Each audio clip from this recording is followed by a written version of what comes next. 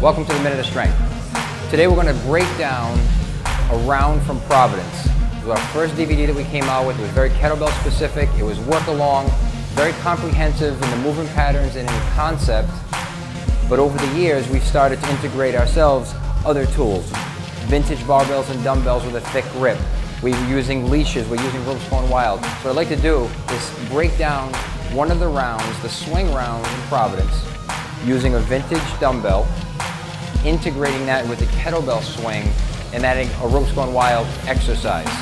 All right, we're going to do this for the next 3 weeks, working up to in the third week an actual workout that you can work along to. All right, so check this out. We get very efficient at kettlebell swings, especially if you've been doing this for a while. We've got our two-handed swing down. We've got our one-handed swing. We'll get to the point sometimes that you're barely even having to bend your knees, just loading that posterior chain. We've got our hand-to-hand swings down. And then what we find is where we start to lose grip strength. We start to lose that time under tension because we've become so efficient at kettlebell training.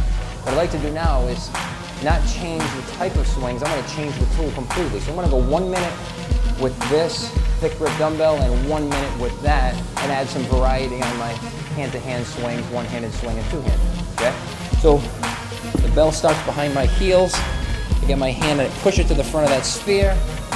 My opposite hand is out to the side, or for the first couple, if you haven't done this forever or for a while, brace yourself on the opposite side. Get some confidence in this lift and drive the bell overhead. Always pull it to the shoulder, bring it back between the knees, between the heels. Drive it up overhead, pull it back down, and start from the beginning.